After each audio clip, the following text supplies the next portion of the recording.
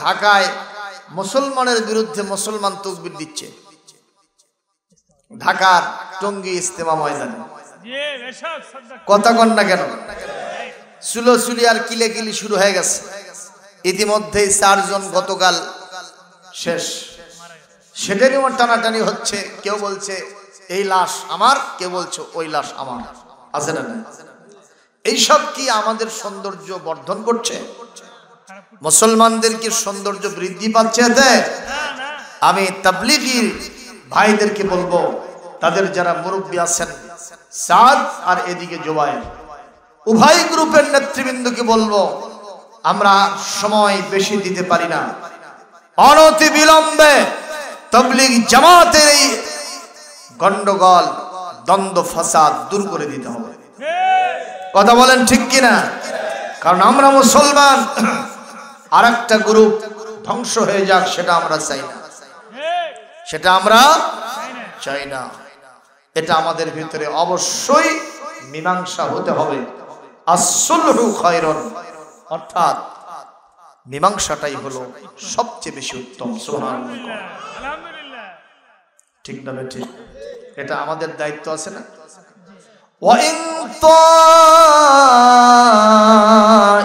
طَائِفَتَانِ مِنَ الْمُؤْمِنِينَ اقْتَتَلُوا فَأَصْلِحُوا بَيْنَهُمَا فَإِن بغت إحداهما على الأخرى فقاتلوا التي تبغي حتى تفيء إلى أمر الله. أرجو الله أكبر. আল্লাহ রাব্বুল আলামিন কোরআনে কারীম সূরাতুল হুজুরাতের ঠিক 8 নম্বর আয়াতের ভিতরে ইরশাদ করেন, এই পৃথিবীতে ঈমানদারদের ভিতরে যদি গন্ডগোল লাগে তাহলে বোঝা গেল ঈমানদারদের ভিতরেও একটা গ্রুপ আর একটা গ্রুপের ভিতরে গন্ডগোল লাগতে পারে। কথা কন না কেন? এই কথা কার? সূরা হুজুরাতের 8 নম্বর আয়াতে আল্লাহ পাক বলেন, যদি উভয় গ্রুপের ভিতরে কোনো দ্বন্দ্ব হয়, ফাসাদ হয়, মারামারি হয়, রক্তপাত হয়, তোমরা যারা নিউট্রালে আছো, তোমরা যারা ঈমানদার আছো, তোমরা যারা আলেম ওলামা আছো, তোমরা যারা মাতব্বর শ্রেণী আছো, দেশের কর্ণধার আছো, তোমাদের দায়িত্ব হলো তাদের মাঝে বিচার ফায়সালা করে দেওয়া। যদি দেখো বিচার করতে গিয়া এক দল আর এক দলের উপরে বাড়াবাড়ি করতেছে, তাহলে তোমার দায়িত্ব হবে ফাকাতিলুল লাতী তাবগী, যেই গ্রুপ যেই দল বেশি বাড়াবাড়ি করতেছে তোমরা তাদের বিরুদ্ধে লড়াই করো।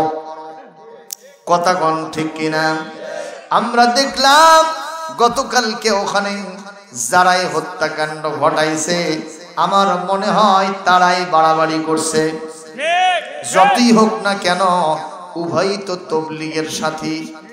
একটু জবাব দেন, কথা কোন ঠিক না বেঠিক?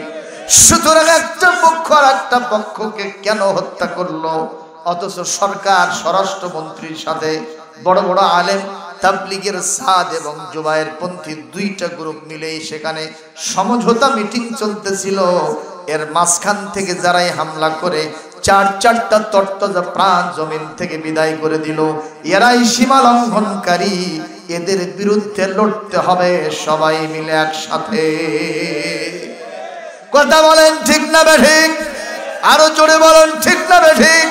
আর আমরা বলবো যারাই হত্যাকাণ্ড ঘটাইছে খুঁজে খুঁজে বের করতে হবে, দৃষ্টান্তমূলক শাস্তি দিতেই হবে, কারণ ইসলামের সুনাম আমরা নষ্ট করতে পারি না। মন খারাপ করলেন? কোরআন এমন কিতাব যার সমাধান কোরআনে নাই, সব সমাধান কোরআনের ভিতরে আল্লাহ পাক দিয়েছেন। সুবহানাল্লাহ। কুল্লুম ফি কিতাবিম Mubin, all things in this holy book al Quranul Karim, সবকিছু কোরআনের ভিতরে কে বলে দিয়েছেন সোনারা? জোরে বলেন, কে বলে দিয়েছেন? এই আয়াত কখন নাজিল হলো? একদিন রাসূল করিম সাল্লাল্লাহু আলাইহি ওয়াসাল্লাম তিনি গাধায় চড়ে, রাসূলের গাধায় চড়ে তিনি যাচ্ছিলেন প্রথম। তো ওখানে মুনাফিকদের লিডার আব্দুল্লাহ ইবনে উবাই ছিল। আব্দুল্লাহ ইবনে উবাই ইবনে সালুল ওখানে ছিল। তো যখন গাধাটা যায় তখন রাসূলুল্লাহ সাল্লাল্লাহু আলাইহি ওয়াসাল্লামের গাধা প্রসাব করে দিয়েছে। কি করছে? প্রসাব। এখন যেই রাসূলের গাধা প্রসাব করছে, আব্দুল্লাহ ইবনে উবাই করছে কি জানেন? নাকে রুমাল দিছে। দুর্গন্ধ, থাকা যাচ্ছে না, এতই খারাপ লাগতেছে, এই ধরনের করতেছে। আপনারা বলেন, যারে দেখতে পারি না তার হাঁটন ব্যাকা, কথা কয় না? আল্লাহর নবীর গাধার প্রসাবকে যারা ঘৃণা করে, আপনারা কি মনে করেন তারা রাসূলকে ভালোবাসে? আর রাসূলকে ঘৃণা করে জন্যই রাসূলের গাধার প্রসাব তাদের কাছে খারাপ লেগেছে। কথা বলেন না কেন? আজকে যদি আপনি আমাকে এই প্রধান বক্তা বানায় ভালোবাসেন, তা আমার সাথে যারা আসছে আপনি তো সবাইকে ভালোবাসবেন, কথা কন। আর যদি অন্যদের সাথে খারাপ ব্যবহার করেন তাহলে আমি বুঝবো যে আপনি আমারই দেখতে পারতেছেন না। সুতরাং রাসূলুল্লাহর গাধার প্রসাব এটা কি খুব খারাপ? তো ও কেন নাকে হাত দিয়েছে? এইটাই কারণ যে মুহাম্মদ সাল্লাল্লাহু আলাইহি ওয়াসাল্লামকে সে ঘৃণা করতেছে।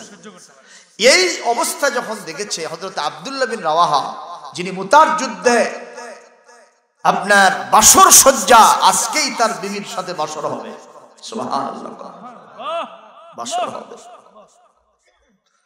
বিবির কাছে গিয়ে বলছে, বিবি রে, কোরআন পড়া একটু বন্ধ করো। বিবি কোরআন পড়া বন্ধ করলেন। প্রাণের স্বামী, বাসায় আসেন, ভেতরে আসেন। যাব না। কেন? বলে রাসূলুল্লাহ মুতার যুদ্ধে রণদামামা বাজাইছেন, আমাকে তিনি সেনাপতির কাতারে 3 নম্বরে নাম ঘোষণা করেছেন। আল্লাহু আকবার। বিবি, তোমার কাছে একটু মাপ চাইতে আসলাম। কি করতে আসলাম? একটু মাপ চাইতে আসলাম। তেমন কিছু অধিকার তো আদায় করতে পারি নাই, কেবলমাত্র বিয়ে হলো, একটু বাসর সজ্জায়, ফুল সজ্জায় আজকে রাত্রে তোমার সাথে থাকবো, সে সুযোগটাও হলো না। বিবি রে, তুমি আমাকে একটু মাফ করে দাও।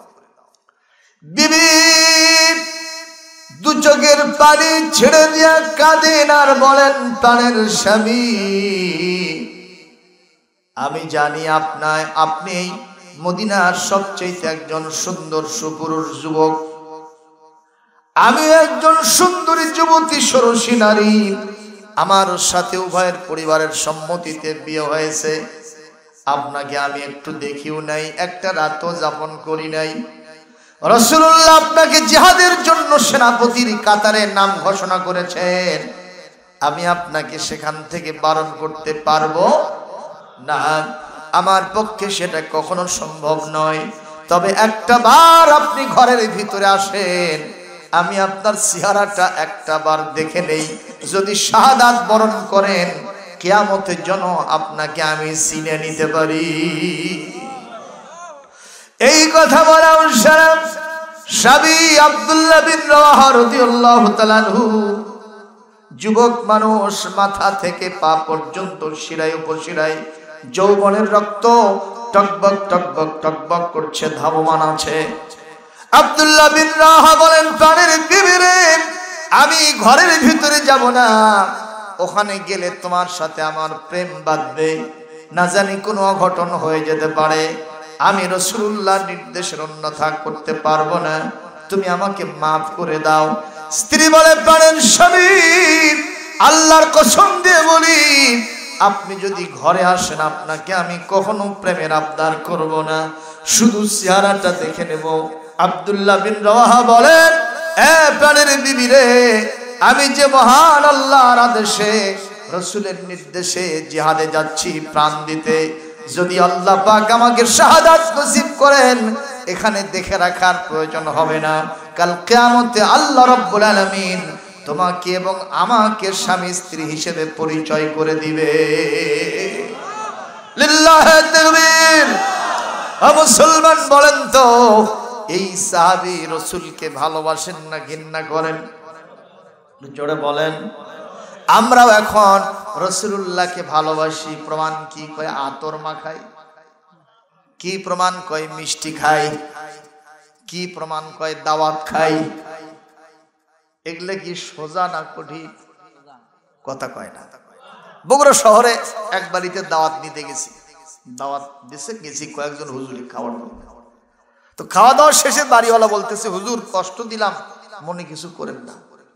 এক হুজুর বলতেছে, ভাইজান এরকম কষ্ট একটু মাঝে মধ্যে দিয়ে। তার মানে হুজুর সাহেব কি চায়?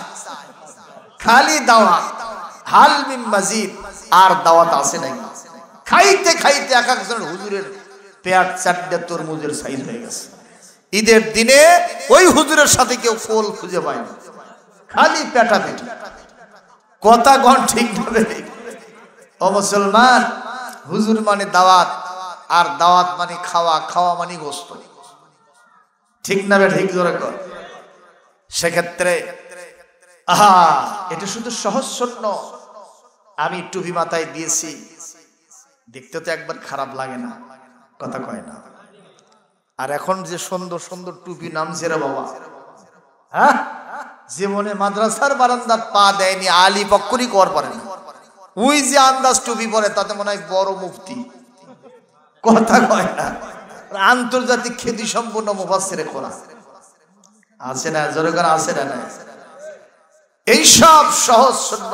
একজন কবিও আফসোস করে বলেছে, সুন্নত নয় শুধু দাওয়াতের মেহমান, সুন্নত নয় শুধু খাওয়া শেষে মধুপান। ঠিক কিনা?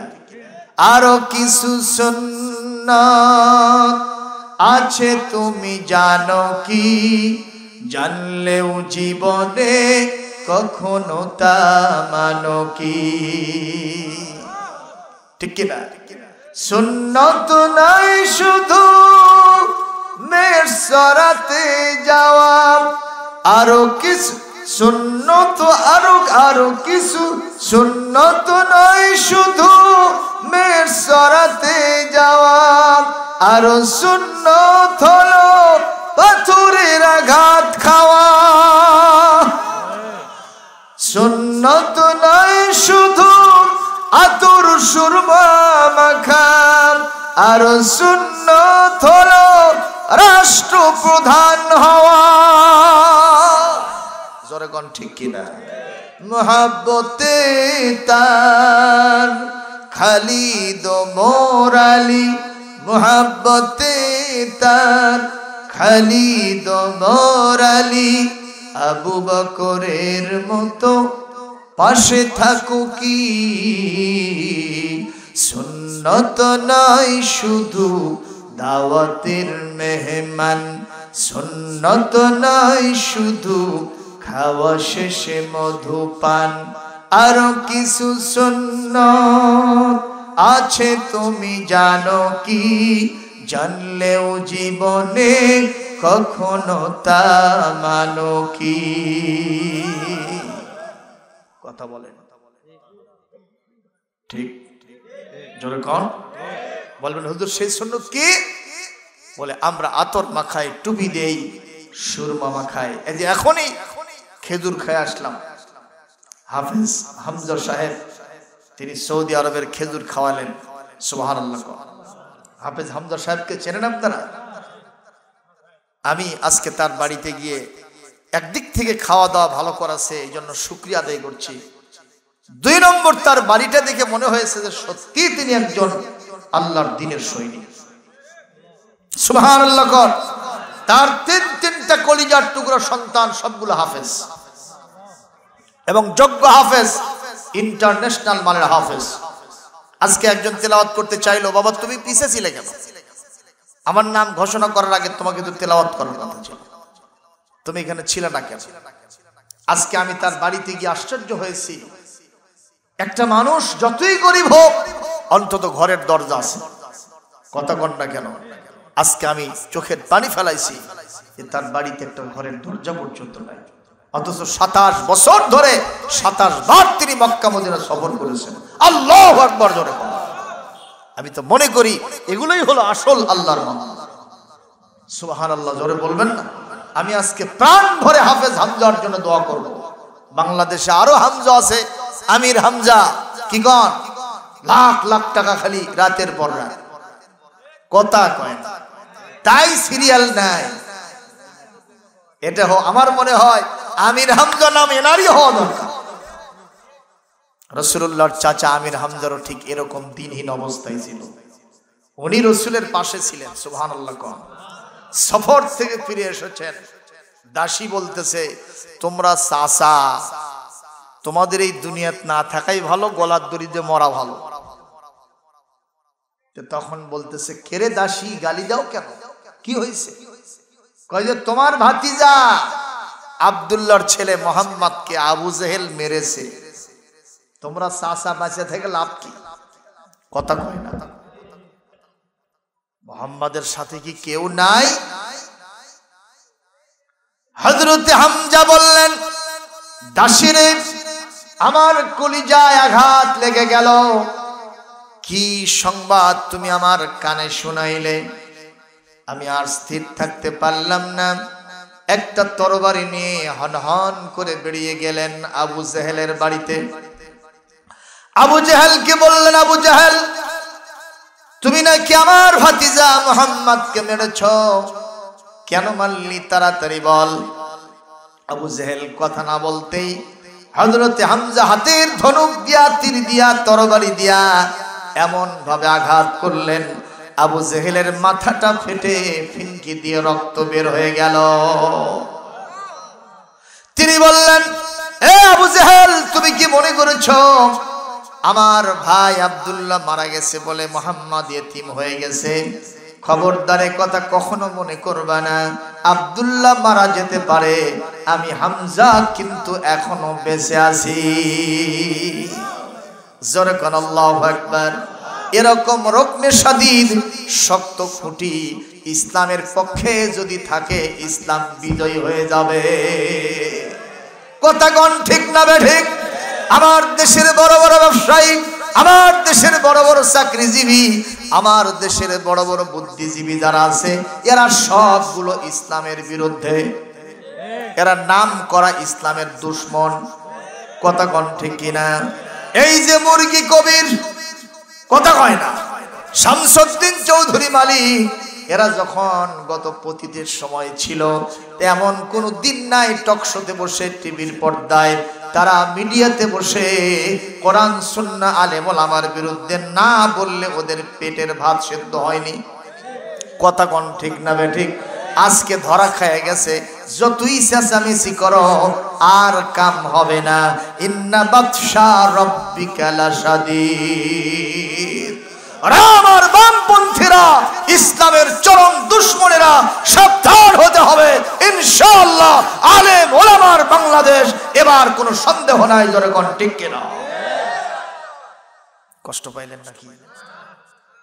আমি তো কই না যে আব্দুল সালামের বাংলাদেশ, আমি তো কইছি আলেম ওলামার বাংলাদেশ। কারণ আলেম ওলামা আমাদের অ্যাসেট। জোরে কোন ঠিক কিনা? আলেম ওলামা না হলে আমার মায়ের বিয়েই হয়নি। সব আয়োজন শেষ, খালি হুজুর ফোন দিচ্ছে আসেন। কথা কয় না? কারণ হুজুর আসলে কালমাটা পড়াই দিল। ঠিক না বটে? সব আয়োজন শেষ, জানাজে কে পড়াবে, গোসল কে দেওয়াবে, কাফনের কাপড় কে পড়াবে? বলেন তো কার জন্য খুঁজতেছে? হুজুরের জন্য অপেক্ষমান। এরপরে জানাজা হয়ে গেল, কবরের মধ্যে কে ঢুকাবে? তার মানে বোঝা গেল হওনে, জরনে, খোলনে আর মরণে, এই তিনটা সময় আলেম ওলামা মানুষের সাথে আছে না নাই? তালাক যখন দেয় খালি হুজুর খোঁজে, কোন উকিলের কাছে যায় না। কথা কোন ঠিক কিনা? আমার কাছে অনেক ফোন টোন আসে, আমি বললো ভাই ওগুলো মশলা আমার কাছে নাই, তোমরা কাজীর কাছে যে ফায়সালা করে নাও, কারণ তোমরা হুজুর একজন গণো না, আমি এখন নেই। ওই আসে খালি কান্দে, হুজুর সোলফল গুলো পায়ের নিচে খালি পড়ে থেকে প্যাঁচ লাগতেছে, বাড়িতে রান্না বান্নার কেউ নাই, ঘর কে গোছায়, কে কি করে খুব চিন্তায় পড়ে গেছে, হুজুর একটু ব্যবস্থা করে দেন। এরকমও কিছু হুজুর আছে মুস্তাহিল্লি তালাকি, তারা তালাক হালাল করার জন্য দেখবেন বড় বড় কিতাব নিয়ে বসে আছে, খালি বলতেছে তোমার জন্য তো তেমন কিছু নাই, তুমি যে কাম করছো সর্বনাশ। তবে যদি কর করা 5টা নোট দিতে পারো, 1 হাত, কত হাত মানে কত, 5000 যদি দিতে পারো, তাহলে এটি একটা, এই কোণাতে একটা ফাঁক ফোকর দেখা যাচ্ছে, এটা দিয়ে তোমাকে কিছু করে দিতে পারি। এরকম হুজুর নামে খেজুর আছে না নাই, জোরগণ আছে না না? উপস্থিতি এইটা নয়, আলেম ওলামাকে ভালোবাসতে হবে কলিজা দিয়া, কারণ আল্লাহ নিজে আলেমদেরকে ভালোবাসে। ঠিক না ঠিক জোরে বলেন। সুতরাং হযরতে হামজা বিশ্বনবীকে যে আঘাত করেছে, তাকে জোরে সোরে তরবারি দিয়ে আঘাত করে মাথা ফাটায় দিয়ে হন হন করে রাসূলের বাড়িতে গেছে, যা দেখতেছেন বিশ্বনবী কাঁদতেছে, মস্তক মোবারক হাতের উপর উঠে নিয়ে বলছে, বাবা ভাতিজা মুহাম্মদ, তুমি একটু খুশি হও, তুমি চোখের পানি মোছো, দেখো আমি কে। তাকায় দেখেন চাচা হামজা। বলছেন চাচা কেন খুশি হব? বলে আবু জেহেল তোমাকে মেরেছে বলে আমি তার মাথাটা ফাটায় দিয়ে আসছি, তুমি একটু খুশি হও। আমার নবী বললেন, চাচা কার মাথা ফাটাইছেন, কাকে আহত করেছেন, কার রক্ত বের করে দিয়েছেন, এই সব বলে আমাকে খুশি করতে পারবেন না। চাচা বলে, বাবা কি করলে তুমি খুশি হবা? বলে আমি একটা বার যদি আপনার মুখে শুনতে পাই ইমানের কালেমা, আমি যার পর নাই খুশি হয়ে যাব। হযরত হামজা বললেন, এ বাবা মুহাম্মদ, তুমি যদি এতেই খুশি হও, তাহলে আমি এই মুহূর্তে তোমার খুশির জন্য এক মহান আল্লাহর নামে ঈমান গ্রহণ করলাম আর তোমাকে আমার নেতা মানলাম। হযরত হামজা বললেন, লা ইলাহা ইল্লাল্লাহু মুহাম্মাদুর রাসূলুল্লাহ। জোরে কোন সাল্লাল্লাহু, আরো জোরে কোন সাল্লাল্লাহু আলাইহি ওয়াসাল্লাম। আমার ভাইরা, এই পৃথিবীতে আমাদেরকে যিনি জান দিয়েছেন তিনি কে? আমাদের জানটা আবার যিনি নেবেন তিনিও কে? জোরে বলেন তিনি কে? সুতরাং জান এবং মাল যারে দিব তিনি আবার কে? কুল ইন্না সলাতি ওয়া নুসুকি ওয়া মাহইয়ায়া ওয়া মামাতি লিল্লাহি রাব্বিল আলামিন। আরো জোরে বলেন আল্লাহু আকবার। বলুন, নিশ্চয় আমার নামাজ, নিশ্চয় আমার কুরবানি, আমার জীবন, আমার মরণ, তামাম বিশ্বের যিনি প্রতিপালক, আওয়াজ দিয়ে বলুন তিনি কে? সেই মহান আল্লাহর জন্য নিবেদিত। জোরে বলেন মারহাবা। একজন কবি বলছে, বলবো, জীবন আমার তোমারই জন্য, মরণ আমার তোমারই জন্য। জীবন দিলেন যিনি, জীবন নেবেন তিনি। জীবনের সব আয়োজন যদি হয় তোমারই জন্য, ত্রিভুবনে তুমি অনন্য। জীবন আমার তোমারই জন্য, মরণ আমার তোমারই জন্য, ভালোবাসা তোমারই জন্য, বিরহ জ্বালা সে তো তোমারই জন্য। জীবনে মরণে তোমারই হয়ে হতে চাই ধন্য। লিল্লাহে তাকবীর, লিল্লাহে তাকবীর। আল্লাহ পাক বলেন, ইন্নাল্লাহা আশতারা মিনাল মুমিনিনা আনফুসাহুম ওয়া আমওয়ালাহুম বিআন্না লাহুমুল জান্নাহ ইউকাতিলুনা ফি সাবিলিল্লাহি ফায়াকতুলুনা ওয়া ইউকতালুন।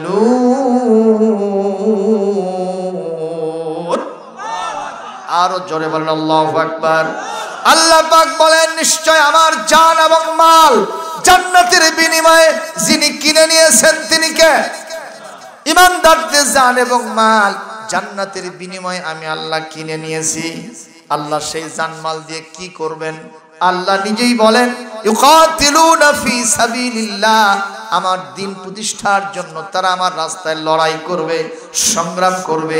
এই লড়াই করতে গেলে সেখানে কেউ জমিন থেকে বিদায় হয়ে চলে যাবে, অর্থাৎ কেউ শাহাদাত বরণ করবে, আবার কেউ কাফেরদেরকে জাহান্নামে পাঠায় দেবে। বলেন তো দিন প্রতিষ্ঠার জন্য যে যুদ্ধ হয়, জিহাদ হয়, এখানে যারা পক্ষে থাকে তারা যদি মারা যায় তারা শহীদ হয়ে যায়, জোরে কোন ঠিক কিনা? আর যারা বিরোধিতা করে তারা কি শহীদ হয় না জাহান্নামী হয়? জোরে কোন কি হয়? আমরা কি শহীদ হতে চাই না জাহান্নামী হতে চাই? কে কে শহীদ হতে চান দুটো হাত আল্লাহকে দেখাবে, বলি আল্লাহুম্মা আমিন। আপনারা হয়তো বলতে পারেন হুজুর শাহাদাতের কথা তো বলতেছেন, এটা তো শুনলে খুব ভয় লাগে, কারণ ওই বোমা খিরিস, ওই গুলির সাউন্ড, যেভাবে ব্রাশ ফায়ার করে, মুগ্ধ যেভাবে মারা গেল, যেভাবে আবু সাইদ চলে গেল, যেভাবে নিজামি গেল, সাইদি গেল, মুজাহিদ গেল, আব্দুল কাদের মোল্লা গেল, যেভাবে কামারুজ্জামান মীর কাসেম আলী মিন্টু জমিন থেকে যেভাবে বিদায় হয়ে চলে গেল, ওইভাবে যদি যেতে হয় তাহলে তো খুব কষ্ট হয় হুজুর, কথা কয় না? খাব্বাব, খুবাইব, আম্মার, ইয়াসার, সুহাইব, রবি, সুমাইয়া রাদিয়াল্লাহু তাআলা আনহুম, এনারা যেভাবে জমিন থেকে চলে গেল ওভাবে যদি যেতে হয়, আব্দুল্লাহ বিন রাওয়াহা যেভাবে গেল, সাইয়্যিদুশ শুহাদা হযরত হামজা যেভাবে গেল, ওইভাবে যদি যেতে হয় হুজুর খুব তো কষ্ট লাগে। কিন্তু রাসূলুল্লাহ হাদিসে কি বলেন? সেটা হচ্ছে এই শাহাদাতের মওত একটা পিঁপড়ায় কাটার চাইতেও কম আঘাত, জোরে বলেন সুবহানাল্লাহ। আর শাহাদাতের মওত হলো একটা ব্রিজ বা সেতু, এপারে দুনিয়া, শাহাদাতের মওত হবে ওপারে সঙ্গে সঙ্গে মহান আল্লাহর জান্নাত, আল্লাহর সাথে দিদার, সুবহানাল্লাহ, জোরে বলেন সুবহানাল্লাহ। আচ্ছা একটা কথার জবাব দেন, আমরা কি মারা যাব না? জোরে বলেন। আচ্ছা মারা যদি যাওয়া লাগে, বলেন তো কিডনি পচে যাওয়া মরাই ভালো না? হার্ট অ্যাটাক, এরপরে লিভার সিরোসিস, এগুলো হয়ে মরাই ভালো? ব্রেন স্ট্রোক হয়ে মরাই ভালো? মরতে তো হবে। যদি কেউ বলতো যে না মরা লাগবে না, তাহলে সেটা ভিন্ন কথা ছিল। যেহেতু মরতে হবে, শাহাদাতের মওতের মতো শ্রেষ্ঠ মওতকে বরণ করতে হবে, জোরে কোন ঠিক কিনা? এখন এই মওত যে সবার জন্য নসিব হবে তার কোনো কারণ নাই। খালিদ বিন ওলীদ বীর পুরুষ, ইন্তেকালের সময় তিনি বলেছেন, পৃথিবীর যারা কাপুরুষ ভীরু তোমরা শুনে নাও, আমার ইচ্ছা ছিল আমি কাফেরদের বিরুদ্ধে লড়ে জানটা দিয়ে দেব আল্লাহর রাস্তায়, কিন্তু অসংখ্য কাফেরকে আমি জাহান্নামে পাঠাইছি, কিন্তু আমার সেই সুযোগ হলো না। কত আঘাত আমার শরীরে, আজকে বিছানায় তরপায় তরপায় আমি মারা যাচ্ছি। জোরে কার আল্লাহু আকবার। আল্লাহ কোরআনে বলেছেন, আয়াতটা তেলাওয়াত করলে একটু জোরে আল্লাহু আকবার বলতে পারবেন না? আপনাদের কষ্ট হয় নাকি? জোরে কোন কষ্ট হয়? আমি কিন্তু ভূমিকা এখনো মূল আলোচনায় প্রবেশ করিনি, বলেন আল্লাহু আকবার। কি কোনো কষ্ট হয় নাকি? চলবে না বন্ধ হবে, চলবে না বন্ধ হবে। আবার একটা তাকবীর দান, লিল্লাহি তাকবীর, নারায়ে তাকবীর, নারায়ে তাকবীর। কে বারে এই একটাই বীর পুরুষ বানাচ্ছে। মা কানা লিনাফসিন আন তামুতা ইল্লা বিইذনিল্লাহি কিতাবাম মুআজ্জালা। আল্লাহু আকবার। আরো জোরে কোন আল্লাহু আকবার। আল্লাহ রাব্বুল আলামিন বলেন, এই পৃথিবীতে কোনো মানুষের জন্য এটা কখনোই সম্ভব নয় যে সে ইচ্ছা করলেই মারা যাবে, অথচ আল্লাহ তার মওত লেখেন নাই সে কখনো মারা যেতে। এজন্যই তো দেখা যায় 10 তলার উপর থেকে একটা শিশু সন্তান পড়ে গেছে, লোকজন উদ্ধার করে দেখে এতটুকুন আঘাত তার শরীরে নাই, সুবহানাল্লাহ, ও বেঁচে গেছে, সুবহানাল্লাহ। আবার এমনও হয়েছে উষ্টে লাগে পড়ে জমিন থেকে বিদায় হয়েছে না হয়নি? আমাদের গত 17 বছরের যারা ছিলেন, যারা বিদায় হয়ে গেলেন, এরা তো উষ্টে লাগাই গেল। কথা কন না কেন ভাইরা? আরো জোরে কন, কথা ঠিক কিনা? হাতি ঘোড়া গেছে তল, ভেড়া আসা বলছিল কত জল। এইভাবেই জমিন থেকে বিদায় হয়ে গেল। সুতরাং মুসলমানের কথা চিন্তা করবেন না। ময়দানে লড়াই করতে গেলেই আপনি শহীদ হয়ে যাবেন। আর যদি শাহাদাতের মৌতের জন্য তামান্না করেন, রাসূলুল্লাহ বলেন, মান সাআলাল্লাহ শাহাদাতা বিসিদকিন বাল্লাগাহুল্লাহু মানাজিলাশ শুহাদায়ে ওয়া ইম্মা তাআলা ফিরাশিহি আও কামা ক্বালা রাসূলুল্লাহ সাল্লাল্লাহু আলাইহি ওয়াসাল্লাম। শাহাদাতের মৌতের তামান্না ইচ্ছা যদি কেউ করে, জর্জরি হইয়া, হার্ট অ্যাটাক হইয়া, অথবা পাতলা পায়খানা হইয়া যেভাবেই মারা যাক না কেন, আল্লাহ তাকে শহীদের মর্যাদায় পৌঁছায় দিবে। সুতরাং নিয়তটা ভালো করার দরকার আছে না নাই? নিয়তটাই হলো আসল, ঠিক কিনা? আমি উদাহরণ দিতে গিয়ে বলি, একটা মসজিদের সামনে একটা লোক একটা খুঁটি পুঁতিয়া দিয়েছে। আপনাদের এখানে মসজিদ আছে না? মসজিদের সামনে এক লোক একটা খুঁটি পুঁতেছে। তো আর এক লোক এসে ওই খুঁটিটা উঠায়া হুত্রি করে ফেলে দিচ্ছে। এখন দুইজনের ভেতরে কিলে কিলি চুলোচুলি লাগছে কিনা? ইমাম সাহেবের কাছে গিয়ে দিয়েছে মামলা। ইমাম সাহেব বলছে কি হয়েছে? বলছে হুজুর, আমি একটা খুঁটি পুঁতেছিলাম, আর এই শয়তান এসে আবার সেই খুঁটি তুলে ফেলছে। এখন চিন্তা কর, শয়তান করে গালি পারলে ওর কন্টার জান আছে না, এক খবর করে দিব। ওই লাফে উঠছে, ঘুষি মারবে। ইমাম সাহেব বল, থামেন থামেন, কি হয়েছে বলে। ওই যে কোরআনের যে আয়াত বললাম, ফাসলিহু বাইনাহুমা, উভয়ের মাঝে ফয়সালা করে দাও। এই নিয়তে ইমাম সাহেব বসছে মাঝখানে বিচারক হিসেবে। সুবহানাল্লাহ কর। আজকাল ইমাম সাহেব আর কেউ বিচারক মানে না ভাই। হ্যাঁ, এখন ওই সব নেতাগুলা যাদের মোষের ঝুল, এক গাছা দাড়ি মুখে নাই, কথা কন না কেন? আর হুজুর যদি চেয়ারম্যানে দাঁড়ায়, কয় অক দিয়ে হবি না, অক ঢুকে দে, এই খাবারও পাবি না, দেবারও পাবি। আমি হুজুর একবার দাঁড়াছিলাম, বুঝছেন, 11 সালে। আমার মার্কা ছিল দেওয়াল ঘড়ি। এক একটা পথসভা, বুঝছেন, জনসভার মতো বড় বড়। আল্লাহর কি কাম, ভোটের দিনে যখন রেজাল্ট হলো, বুঝছেন, মানে লুকাই কোনটি আর জায়গা নেই, এত ভোট পাইছে। তারপরে মোটামুটি কম পাইনি, 6,500 মতো ভোট পাইছে। আলহামদুলিল্লাহ কর। আমার যে নিকটতম প্রতিদ্বন্দ্বী, মানে আমার যে ওপরে উঠে চেয়ারম্যান হয়েছে, উনি এবার দিয়ে 6 বারের চেয়ারম্যান। চিনবেন আপনারা, আলিয়াতোয়ার তালুকদার ফজলু সাহেব, ওই গোহাইল ইউনিয়ন শাহজাহানপুরের। এই যে আলী আসগর তালুকদার হেনা সাহেবের বড় ভাই। তো যাই হোক, তো আমি সেই সময় দেখেছি কিছু কিছু তেলতেলা গোয়েন্দা, তারা মাসাঙের উপরে বসে থেকে দরবার করছে। তারা কছে যে কেরে হুজুরি ঠিকারে, ওর ঠিকানা হলো মসজিদ। ওই ভাই পাগলা যে পাগলামি করো, ওইটা এসে মাতামাতি করো, পিঠা ঢুকে তো মসজিদ দাও। কথা কোন ঠিক না বে ঠিক? সবার চিন্তা হলো হুজুররা কে মেম্বার, চেয়ারম্যান, এমপি, মিনিস্টার হবে। এটা কখনো ঠিক নয়। আপনারা কি মনে করেন তাদের কথা সত্য? না না, এই কোরআন সাক্ষী, রাসূলুল্লাহর হাদিস সাক্ষী, রাসূলুল্লাহ নিজে বিচারক ছিলেন। সুবহানাল্লাহ। রাসূলুল্লাহ বিচার সালিশ করেছেন, ভরি ভরি প্রমাণ এই কোরআনে আছে। আমরা এই কোরআন নিয়ে তেলাওয়াত করি, নামাজ পড়ি, কোরআনের আলোচনা শুনি, ভালো লাগে, কিন্তু কোরআনের বিচার ব্যবস্থার কথা বললে বল হুজুর রাজনীতি করে গেল রে।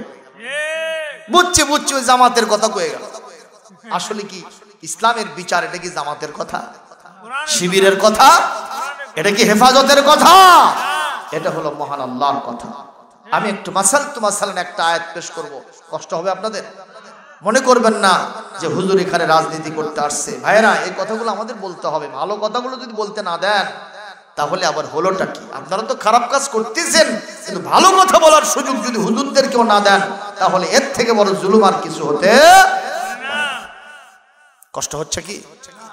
ওয়ামান লাম ইয়াহকুম বিমা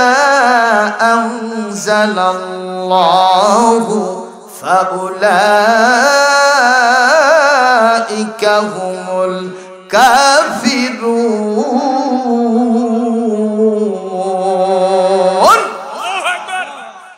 আল্লাহ রাব্বুল আলামিন বলেন, যারা আমার দেওয়া বিচার, আমার দেওয়া আইন এবং কানুন দিয়া বিচার ফয়সালা করে না, এক কথা আমার এই আইন দিয়া যারা আদালত ভবন চালায় না, সংসদ ভবন চালায় না, গণভবন বঙ্গভবন চালায় না, ব্যবসা চালায় না, কৃষিকাজ চালায় না, চাকরি জীবন চালায় না, আমি আল্লাহ বললাম তারাই হলো কাফের, তারাই হলো জালেম, তারাই হলো সবচেয়ে বড় ফাসিক। একটু জোরে কি নাউজুবিল্লাহ বলা যাবে না? বলবেন হুজুর আয়াতটি কোথায় আছে? কোরআন কারীম সূরা আল মায়েদার 45 থেকে 47 নম্বর আয়াতে, এক জায়গা নয়, দুই জায়গা নয়, তিন জায়গায় আল্লাহ ফতোয়া দিয়েছেন। একটু জোরে কোন নাউজুবিল্লাহ। তার মানে আল্লাহর বিচার ব্যবস্থা কায়েম না করলে আমরা কাফের হব, জালেম হব, ফাসিক হব।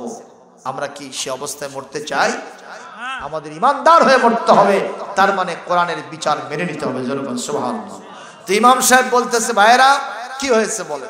বলছে, হুজুর আমি একটা খুঁটি পুঁতেছি। হুজুর বলছে, তুমি খুঁটি পুঁতলে কেন? খুঁটি পুঁতেছি এই জন্য। এই বাবা, এই যাচ্ছ না? হ্যাঁ, তাড়াতাড়ি আস। পেশাব পায়খানা ছেড়ে দেওয়া লাগবে না? হ্যাঁ, তাছাড়া তো এখানে পরিবেশ খারাপ হবে। ওটাই আগে। এটা হলো মহা চাপ। এই চাপের কোনো কি নাই, মাপ নেই। ঠিক কিনা বলে? তো হুজুর সাহেব বলছেন যে কেন খুঁটি পুঁতছেন?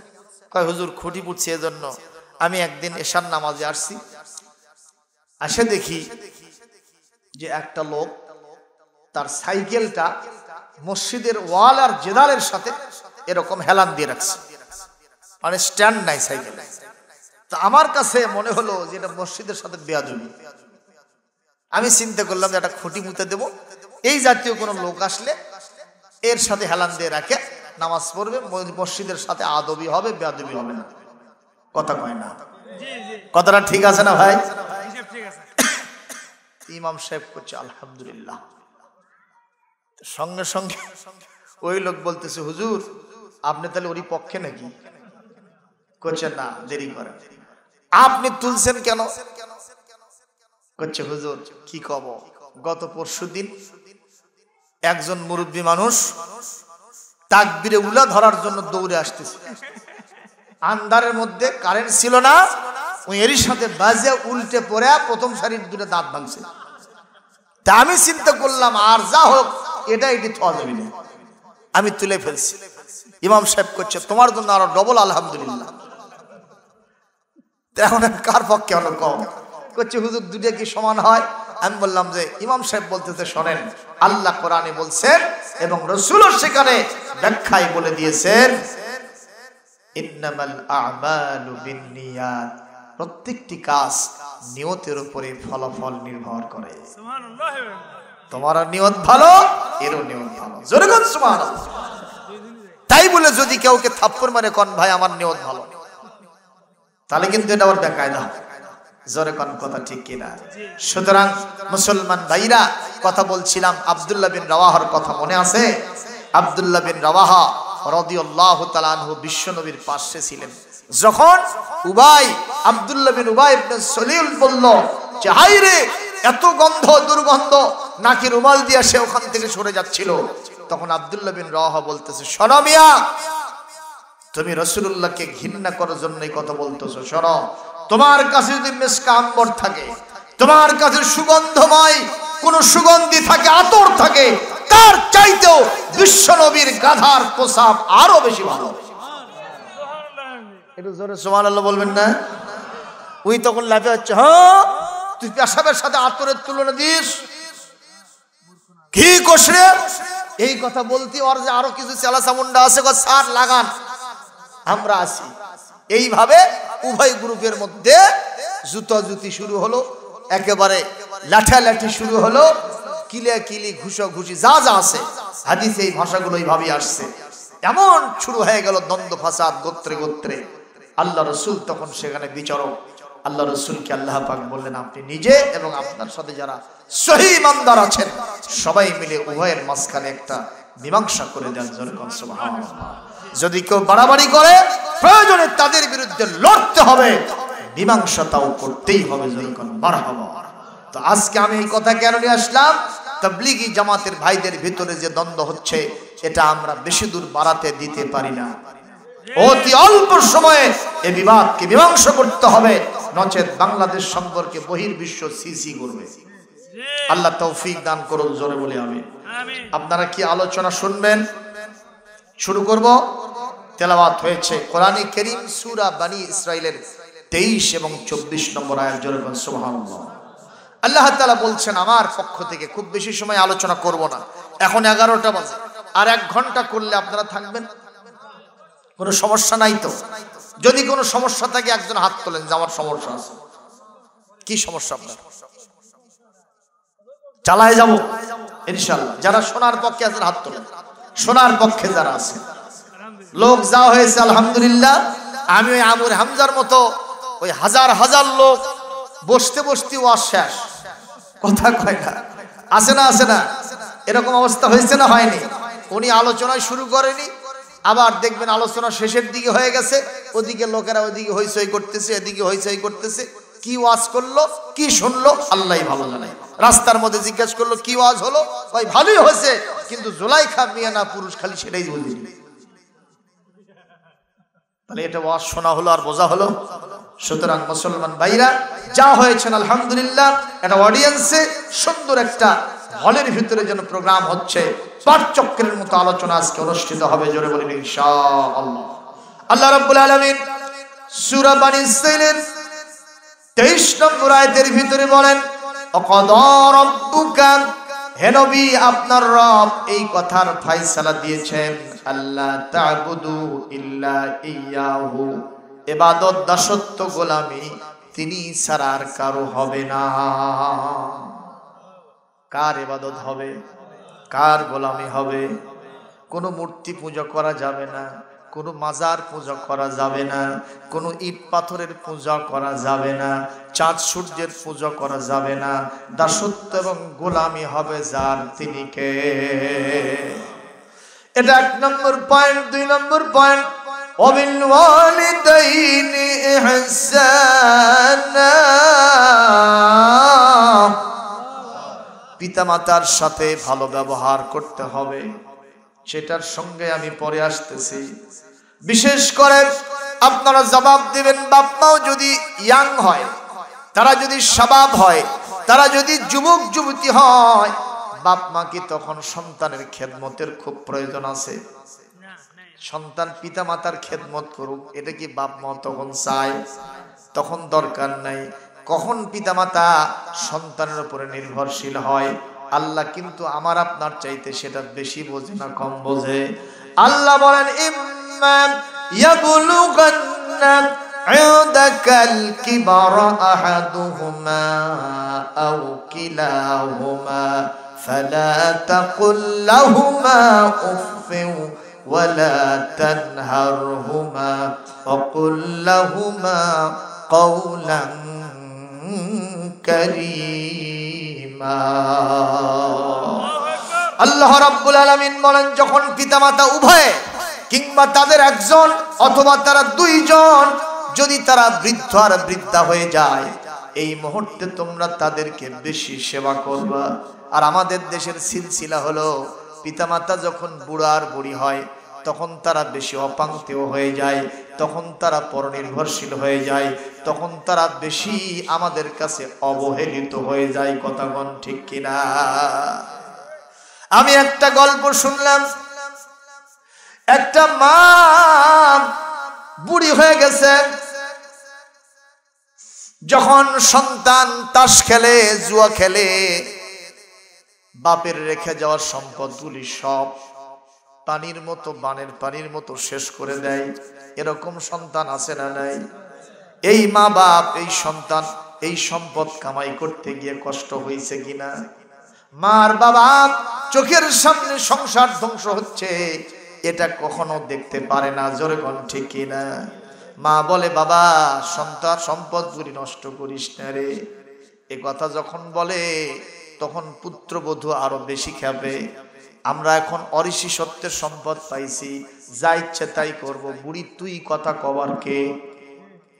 এরকম বউ আছে না নাই? এরা কি আসলে বউ না এরা কাউয়ার জাত? কথা কোন ঠিক না ঠিক? এই মা সন্তানকে বারবার সম্পদকে রক্ষার জন্য, পরিবারের পরিবেশটাকে ভালো রাখার জন্য, অতীত ঐতিহ্য বজায় রাখার জন্য পরামর্শ দেয়। এটা পুত্রবধূর সহ্য হয় না, বেটারও সহ্য হয় না। একদিন বাইরে থেকে আসছে রাতের গভীরে, কথা কি শোনা যায়? জোরে কোন শোনা যায়? এক পর্যায়ে ওই বউ তার স্বামীর কাছে কান্না শুরু করছে। বউ কান্দো কেন? কয় কানবো না কেন? হয় ওই বুড়িকে বাড়িতে রাখো, না হয় তুমি আমাকে রাখো, কোনটা করবা? ওই বুড়ি আমার সবকিছু শেষ করে দিল, কলিজা জ্বালায় দিল, ওর ফেতলা ওর পেশাল আমার আর ভালো লাগে না। তুমি হয় আমাকে রাখো, তা না হয় তোমার বুড়ি মাকে রাখো। এই কথাটা শুনেন, এই সন্তান, এ তো সন্তান নয়, এটা হলো কুলাঙ্গার। জোরে কোন কথা ঠিক কিনা? এই সন্তান বলতেছে, এ বাবা, ওর একটা ছোট ছেলে ছিল, তাকে ডেকে নিয়ে এসে বলছে, বাবা ধরতো রে ভাউরাটা ধরতো, তোর দাদিকে ওপরে উঠাতো। দাদিকে আস্তে করে ওর মাকে উঠায় নিয়ে অনেক দূর পর্যন্ত জঙ্গলের মধ্যে রাতের বেলায় রেখে আসতেছে। মা তখন কান্দে, যেহেতু শাইখা ফানিয়া হয়ে গেছে, অস্থিমজ্জা সব একাকার হয়ে গেছে। মা তখন কান্দে, ছেলের কলিজার মধ্যে কোনো দয়া জাগে না। ছেলে ওখান থেকে আসতে থাকে, ওই ছোট্ট ছেলেটা বলে, দাদা দাদিকে এখানে রেখে যাব। এটা তো হতে পারে না, আমি তো যেতে পারি না। দাদির কান্না আমার কলিজা খেয়ে ফেলতেছে, কলিজার মধ্যে শেল ঢুকে দিচ্ছে। আব্বা গো, দাদিকে রেখে যাব না। সন্তানকে মজবুর করে, জোর জবরদস্তি করে বাড়ির দিকে নিয়ে আসে যখন, সন্তান তখন কথা বলতে থাকে, ও আব্বা, এই ভাউরাটা একটু ভালো করে রেখে দেবেন। বাপ বলতেছে, বাবা এই ভাউরা দিয়ে তুমি কি করবা? কয় যে যখন আপনি বুড়া হবেন আর আমার মা যখন দাদির মতো বুড়ি হবে, ঠিক ওইভাবেই আমরা দুই ভাই মিলে নদীর মধ্যে ফেলে দিয়ে আসব। জোরে বলেন কথা ঠিক না? মুসলমান কথা বলেন ঠিক না ঠিক? তখন এই সন্তানের কথা শুনে ওর ভিতরে ভাবান্তর জেগে গেছে, ভিতরটা পরিবর্তন হয়ে গেছে। কি কাম করলাম? টিট ফর টেট, কথা কোন ঠিক কিনা? ইট মারলে পাটকেল খাওয়া লাগে। আমি আমার মায়ের সাথে যেটা আচরণ করলাম, এটা তো আমার কলিজার ধন সন্তান শিখে গেল, ভবিষ্যতে এর থেকেও দ্বিগুণ আচরণ করবে। সুতরাং আর জীবনে মাকে কষ্ট দেব না। ওখান থেকে আবার মাকে নিয়ে এসে গোসল করায়া, নতুন জামা কাপড় পরায়া মাকে তার আসল আদর দিতে থাকলো। জোরে কর মারহাবা। আল্লাহ বলেন, শুধু মাকে খাওয়ালে হবে না, শুধু মাকে পড়ালে হবে না, শুধু বাবাকে খাওয়ালে হবে না, শুধু বাবাকে পড়ালে হবে না, বরং তোমাকে যা পড়াইছে, তোমাকে যা খাওয়াইছে, তার থেকে ডবলের ডবল তাদেরকে দিতে হবে। ঘোষণাকার বলবেন, হুজুর কোথায় পাইলেন? আল্লাহ এখানে কিন্তু ইহসান শব্দ বলেছেন। আরবিতে আদল শব্দের অর্থ হলো সমান সমান করা, আর ইহসান মানে হলো বেশি বেশি দেওয়া। সুবহানাল্লাহ বলবেন না? একটা উদাহরণ দিলাম, শোনেন। আপনার বাড়িতে একটা চাকর রেখেছেন, ওর দায়িত্ব হলো 1 বিঘা জমির ঘাস তুলতে হবে। কথা কি শুনতেছে? এখন আপনি তাকে সই করলেন, একদিন কাজ করবো, 500 টাকা দিব, দিন হাজরা 500 টাকা দিব। এখন এই ছেলেটা আপনার বাড়িতে কাজ করতে গিয়া করলো কি, ঘাস তো তুললই, ঘাস তুলতে গিয়া কিছু মাছ পাইল। ধরেন সবচেয়ে দামি মাছ মাগুর মাছ পাইলো, শিং মাছ পাইলো, কিছু দেশি মাছ এখন তো পাওয়াই যায় না। কথা কন, এটা পাইছে, আবার আপনাকে নিয়ে এসে ভাগ দিছে। এখন আপনি যদি তাকে 500 টাকা দেন, ও কি 550 টাকা চাইতে পারবে? কারণ আপনি তো তার সাথে চুক্তি করছেন কত? 500 টাকা। তার কাজটা দেখে খুশি হয়ে যদি আপনি 550 টাকা দেন কিংবা 600 টাকা দেন, এটা হবে ইহসান। সুবহানাল্লাহ। এটা কি হবে? আর শুধু 500 টাকা দিলে আদল হবে, ন্যায় বিচার হবে। মা যখন ভাত নিয়ে আসলো, ওই সন্তানগুলি শকুনের মতো চতুর্দিকে থালার পাশে বসে গেল। দুঃখিনী মা দাঁড়ায় থেকে এই দৃশ্য দেখে আর চোখের পানি আঁচল দিয়ে মুছতে থাকে আর আল্লাহর কাছে শুকরিয়া করে, বলে আল্লাহ, সেই রাতের বেলা একটু ভাত খাইছিলাম, সারাটা দিন গেল, দুপুর গড়িয়ে এখন প্রায় বিকাল হয়ে সন্ধ্যা হবে পর্যন্ত আমার কোনো খানা পিনা হয় নাই, আমার এক পেট ক্ষুধা, তাতে আমার কিছু আসে যায় না। আল্লাহ গো, আমার এই থালের ভাতগুলো খেয়ে ওরা যে খুশি হয়েছে, ওরা যে আনন্দ করছে, এতে আমার পেটও ভরে গেছে, আমার চোখও ভরে গেছে। আল্লাহ বলেন, এই মাকে শুধু তোমার পানি পান্তা খাওয়ালে হবে না, এক থাল ভাত খাওয়ালে হবে না, শুধুমাত্র তাকে এই শীতের ভিতরে একটা জাম্পার গরম কাপড় দিলে হবে না, মাকে তোমার ভালো ভালো আধুনিক মানের গরম কাপড় দিতে হবে, বাবাকে তোমার শুধুমাত্র এক থাল ভাত আর কাপড় দিলে হবে না, তাকে অবশ্যই ভালো ভালো মানের মাছ গোস্ত, বিভিন্ন শাকসবজি, ফল ফলাদি খাবার দিতে হবে। জোরে বলেন নির্দেশ কার? কথা বলেন ঠিক না বেঠিক? মুসলমান ইতিহাস থেকে একটা ছোট্ট ঘটনা শোনাবো, কষ্ট হবে আপনাদের। হযরত মুসা কালিমুল্লাহর নাম শুনছেন কি শোনেন নাই? উনি একদিন আল্লাহর কাছে বলতেছেন, আল্লাহ, আমি যখন মারা যাব তখন আমার কবর হবে কোথায়? আল্লাহ বললেন, মুসা রে, যেখানে কবর হবে সেটা শুনো না, শোনো না। কেন আল্লাহ, কেন? বলে, যেখানে কবর দিব এটা একটা বেকায়দা মানুষ। কি কায়দা? হযরত মুসা বললেন, আল্লাহ, এ কথা কেন বললেন? মুসা আলাইহিস সালাম তো একজন জেদি নবী ছিলেন, কথা কোন ঠিক কিনা? আমাদের দেশে এরকম জেদি সোলপোলা আছে না নাই? বাপক্য চাপ বা কুন্ডি যাব, কয় বাবা মাস্তান যাবো, কয় আব্বা হামিয়ানা যাবো, রো এক থাপ্পড় দিয়ে গোকুল ফেলে দেবো, কাব্বর থেকে হাঁটে যাবো না, আছে না? এই জাতীয় হযরত মুসা আলাইহিস সালাম আল্লাহর একজন জেদি নবী ছিলেন, যেটা জেদ ধরেছেন, বায়না ধরেছেন, আল্লাহর কাছ থেকে পূরণ করে নিয়েছেন। মারহাবা। একদিন বলতেছে, আল্লাহ, আমার এমন কিছু আছে যা আপনার নাই। আল্লাহ বলতেছে, কি কয়? মুসা কি কবে এটা কিন্তু আল্লাহ ঠিকই জানে, জোরে কোন ঠিক না? তারপরে আল্লাহ বলতেছেন, মুসা কত কি সেটা রে? কয় আল্লাহ কমন, ওই কম, কয় আমার মউত আছে, তোমার নেই। জোরে কোন মারহাবা। এই ধরনের কমিক হতো তাদের মাঝে, মজা হতো, সুবহানাল্লাহ। তো আল্লাহ বললেন, যেখানে কবর দেবে এটা শোনো না, তোমার মন খারাপ হবে। হযরত মুসা বলছেন, আল্লাহ, আল ইনসানু হারিসুন ফিমা মুনিআ, নিষিদ্ধ জিনিসের প্রতি মানুষের আকর্ষণ বেশি, কথা কোন ঠিক কিনা? সুতরাং আপনি কেন বললেন এমন ব্যক্তির পাশে কবর দিবেন যেটার নামই বলা যাবে না? আপনি বলেন, শুনবো। কয় শোনো, মন খারাপ করবো না। তোমার এলাকার একজন কাসাব, কাসাব হলো যে কসাই, কসাইরা কি ধান চাল বেচে নাকি? কি বেচে? এই কসাইয়ের কবরের পাশে তোমার কবর হবে, তার সাথে তোমাকে সাথী সঙ্গী বানাই। হযরত মুসা বলতেছেন, আল্লাহ, অন্য যেটাই হোক হোক, কিন্তু এই জাতীয় লোকের কাছে আমি কবর নিব না, নেব না, নেব না। আল্লাহু আকবার। মুসা আলাইহিস সালাম বললেন, নিব না। আল্লাহ বললেন, কি ব্যাপার, মিছিল করতেছো? কয় আল্লাহ, কসাইয়ের আমল আমার জানা আছে। হ্যাঁ, মাপ দিতে গিয়ে একটা ঝাঁকি মারে, মনে হয় যে কেজিতে 1 পোয়া বেশি গেল। হ্যাঁ, বগুড়া শহরে কোন এক হুজুর নাকি এক বাজারে ঢুকছে, বুঝছেন? এরকম কসাইরা একেবারে টানিয়ে এনেছে কাছাকাছি, নিয়ে বলতেছে, কি খবর, আপনারা এভাবে টানাটানি করেন? হুজুর, অনেকদিন ধরে খুঁজিচ্ছি, একটু কেজিতে 1 পোয়া বেশি দিব, দাম 700 টাকায় দেব। হ্যাঁ, 1 পোয়া বেশি দিব, বিনিময়ে আপনার দোয়া পাবো, আমার ব্যবসায় লাভ হবে হুজুর, খুব বেশি।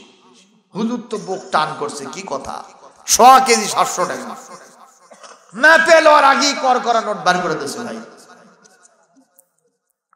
বাস যেভাবে হাইলে দিল, মনে হয় 1.5 কেজি। নিয়ে খালি এরকম ব্যাগ দেখে আর যায়, ব্যাগ দেখে আর যায়। তো তরকারি হাঁটি যখন কাছে কয় হুজুর খুব খুশি খুশি লাগতেছে, ব্যাপার কি? কয় যে না তেমন কিছু না, ওই কষায় না বেশি দিছে। কয় কি করছে? 700 টাকা নিয়েই বেশি দিছে। হ্যাঁ 700 টাকা নিয়ে 100 কেজি, 1.5 কেজি ধারো। দেখি হুজুর কেন মাপে দেখি তো, আমার তরি তরকারি মাপা পরে, আপনার গোস্ত মাপা আগে। মাপে দেখে যে 1 পোয়া বেশি দেওয়ার কথা, হোক নেই কম দিছে, 3 পোয়া মারছে। আমরা জোরে খন সুবহানাল্লাহ নাউজুবিল্লাহ। হ্যাঁ এই বাটপার আমাদের দেশে আছে না নাই? জোরে খন আছে না?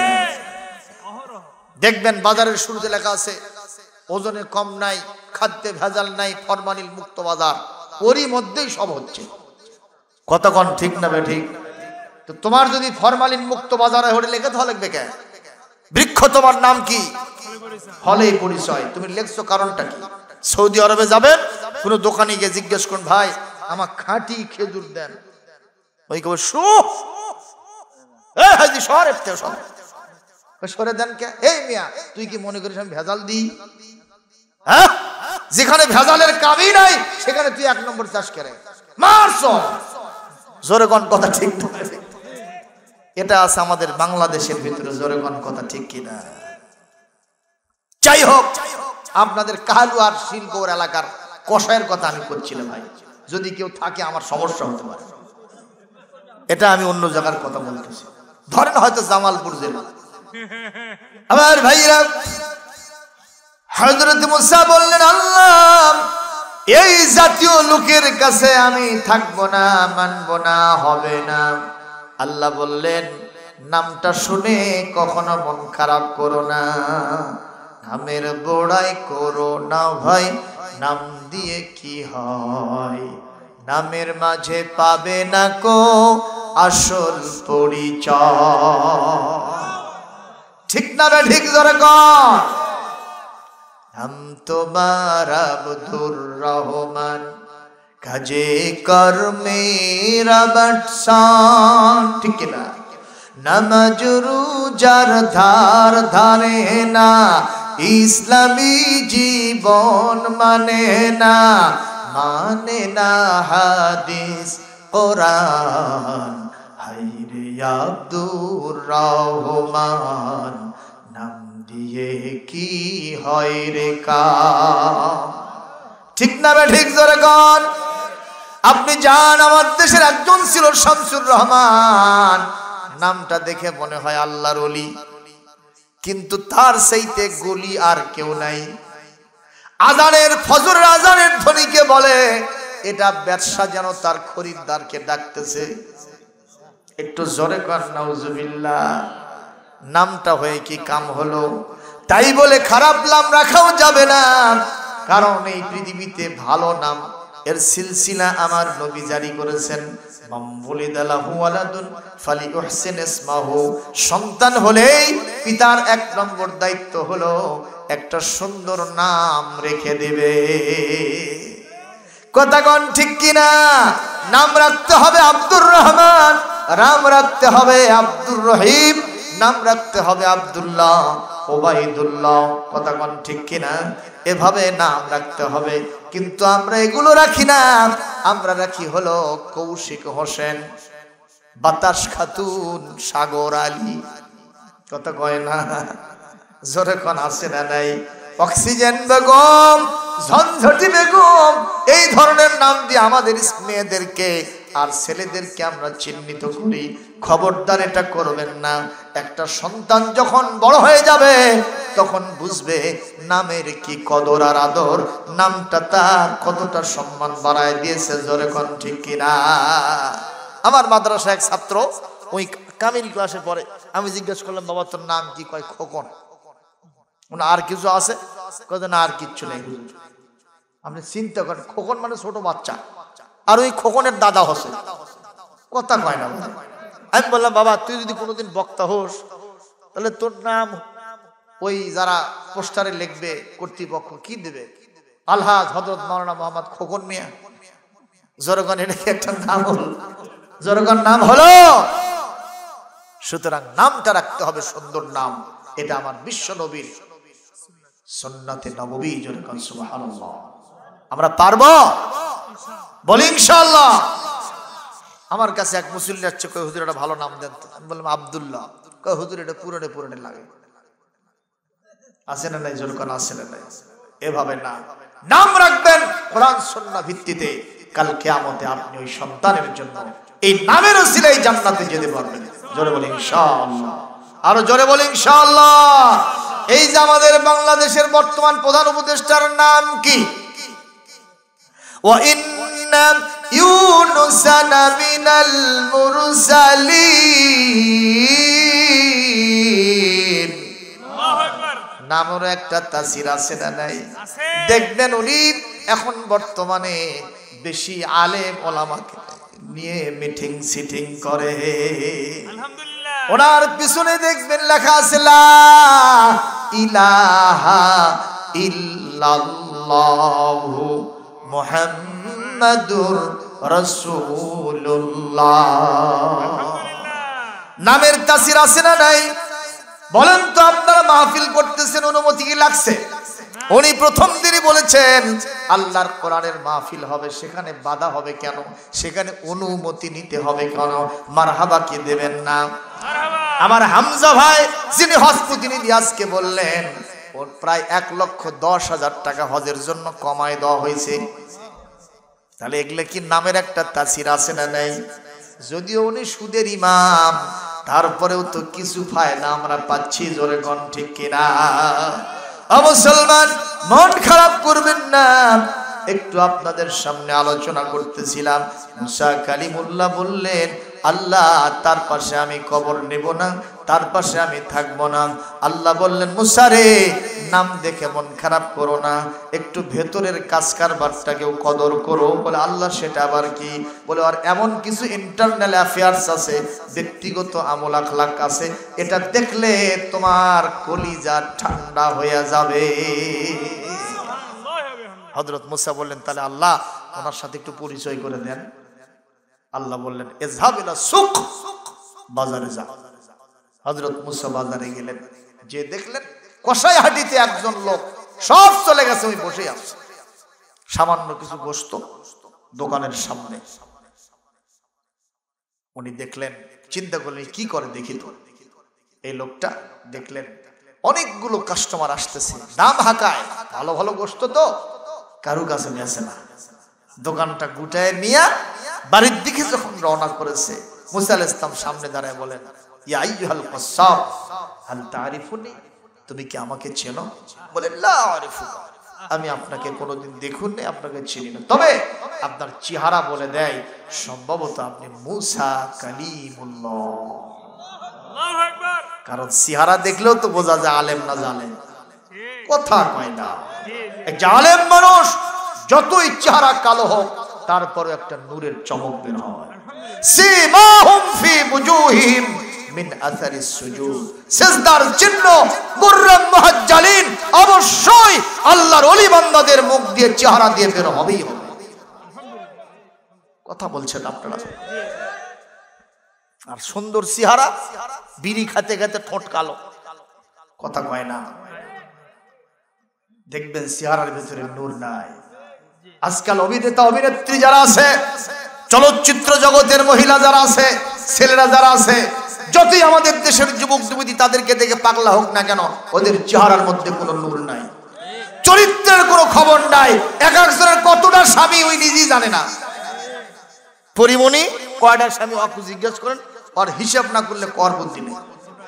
মমতাজ ম্যাডাম বুদ্ধি নাই, কথা কয় না। হ্যাঁ, মাহিয়া মাহি টাকলু মুরাদের সাথে সহ আরো যা যা করছে হিসাবই নাই। এই জন্য ভোট খালি দেশে ভোট দেব কোনখানে, কয় মাহিয়া পার মাঝখানে। হে যুবকরা কথা বল। ওই রাজশাহী থেকে দাঁড়া ছিল না, ছেলে স্লোগান মারতেছে পেছন থেকে, ভোট দেব কোনখানে, যুবকরা করছে মাহিয়া পার মাঝখানে। বলছে না ট্রাক মার্কা, কয় না আপনার মাঝখানে মারবো। জোরে গান মারহাবা। এই সব নষ্টা ভ্রষ্টার চরিত্র ভালো হয় না, চেহারার ভিতরেও নূর থাকে না। নূর থাকে আল্লাহর ওলিদের, নবীদের, সালেহিন, সিদ্দিকিন, শুহাদাদের ভিতরে। জোরে গান সুবহানাল্লাহ। আমার ভাইরা হযরত মুসা কালিমুল্লাহ আলাইহিস সালাম বললেন, আমি সত্যি আল্লাহর পয়গম্বর, আমি রাসূল, আমি নবী, আমি আল্লাহ পাকের কালিমুল্লাহ মুসা। বলে মাজা তুরিদু মিন্নি, আপনি আমার সামনে দাঁড়ালেন কেন?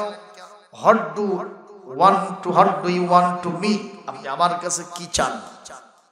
বলে আমি আপনার কাছে কিছুই চাই না, উরিদু আন আকুনা জয়ফাক, আমি আপনার মেহমান হতে চাই। মারহাবা কর। আমি আপনার কি হতে চাই? মেহমান হতে চাই। বলছে মেহমান আপনাকে করতে পারি। আশতারিতু ইলাইকা, আপনার কাছে একটা শর্ত করব। কি সেটা? বলে বাসায় নিয়ে গিয়ে আপনাকে বৈঠকখানায় বসতে দিব, 2 ঘন্টা আপনার সাথে আমার দেখা সাক্ষাৎ হবে না। যদি মেনে নিতে পারেন আপনাকে আমি মেহমান করতে পারি। মুসা আলাইহিস সালাম মাথা ঠুকায়া ঝুঁকায়া সম্মতি দিলেন। তোমার বাড়িতে খাইতেও যাই না, তোমার সাথে গল্প করতেও যাই না, আল্লাহ যেটা বলছে ভেতরের কাজ কাম কি সেটা দেখতেই যাচ্ছি, চলো। বাড়িতে গিয়া হযরত মুসাকে বসতে দিয়া কসাই বাচ্চারা ভেতরে ঢুকলো। মুসা আলাইহিস সালাম ফাঁক ফোকর দিয়ে দেখতেছেন কি করে। এই গোশতটা নিজের হাতে কুটে কাটে নিল, নিয়ে সুন্দর করে মশলা দিয়ে পাক করে রুটি বলে রুটি সেকে আরেকটা পাত্রের মধ্যে রাখলো। একটা রুমের ভিতরে প্রবেশ করলো। শাইখা ফানিয়া দাঈফাতান ফিল জিসম, শারীরিক দিক থেকে দুর্বল একজন মহিলা, অস্থি মজ্জাকাকার, একেবারে নড়তে সরতে পারে না। এরকম একটা মহিলাকে এরকম পাতাল কোলা করে নিয়ে হাম্মাম খানায় নিচ্ছে। সেখানে গোসল করাইয়া নতুন জামা কাপড় পরাইয়া আরেকটা বেডে শোয়া এই গোশত আর রুটি মুখে উঠাই দিচ্ছে। হযরত মুসা কালিমুল্লাহ আলাইহিস সালাম এই দৃশ্য দেখতেছেন। কি হয় মহিলাকে আর এই লোকটাই বা কে, কিরকম করে খাওয়ায় আর শেষ পরিণতি কি হয় আমি দেখব।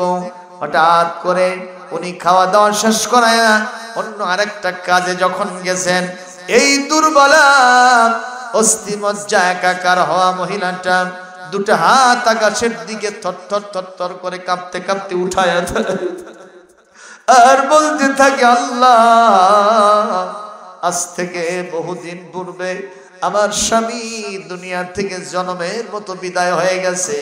দুনিয়াতে বেঁচে থাকা আমার একমাত্র কলিজার টুকরার সন্তান আব্দুর রহমান, ও এখন এই জমিনে গোশতের ব্যবসা করে, ওই মানুষের কাছে কসাই হিসেবে পরিচিত। আল্লাহ, ওর বাবা দুনিয়া থেকে বিদায় হওয়ার পরে এ পর্যন্ত আমাকে ভাতে কাপড়ে কোনো কষ্ট দেয় নাই। আল্লাহ, আজকের আমলটা আপনি একটু দেখেন না কেন? বাজার থেকে নামি দামি গোশত নিয়ে আসলো, কাস্টমারদের কাছে বেচলো না, নিজেই পাকশাক করলো, বউ বিটিরে খাওয়ালো না, নিজের জানে দিল না, আমাকে গোসল দেওয়া নতুন বেডে শোয়া ওই গোশত আর রুটি মুখের ভেতরে উঠায় দিয়া আমার পেটটা ঠান্ডা করলো। আল্লাহ, এই সন্তানকে আমি কি দিব? আমার তো আর সেই বয়স নাই, সন্তানকে আমি একটু পাক করে খাওয়াবো। আল্লাহ, তবে আমি একটা কথা শুনেছিলাম, এই পৃথিবীতে পিতা মাতার দোয়া আপনার কাছে কারেন্টের মতো কবুল হয়।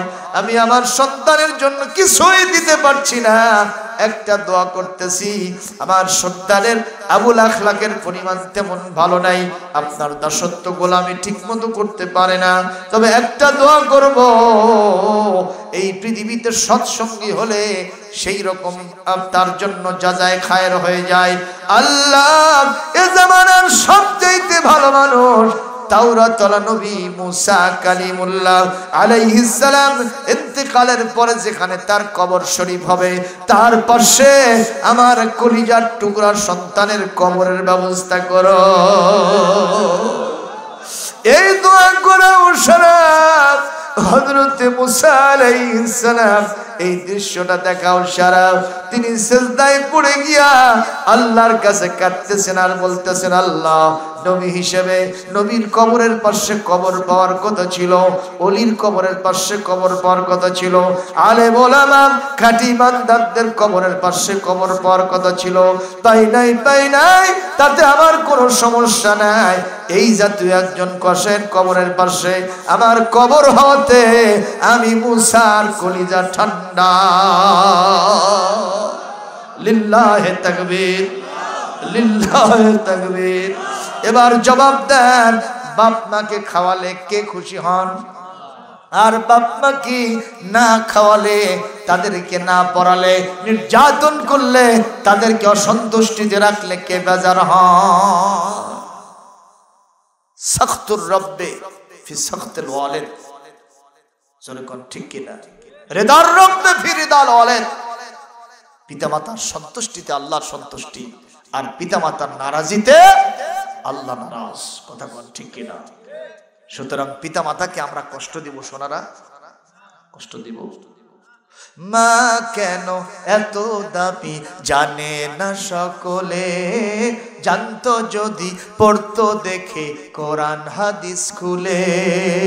মা কেন এত দামি জানে না সকলে, জানতো যদি পড়তো দেখে কোরআন হাদিস খুলে। 10 মাস 10 দিন গর্ভে ধারণ করেছিলেন মা, সহ্য করেছিলেন মায়ে যতই যন্ত্রণা।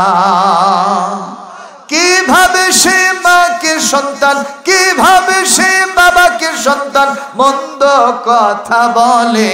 মা কেন এত দামি জানে না সকলে, জানতো যদি পড়তো দেখে কোরআন হাদিস খুলে।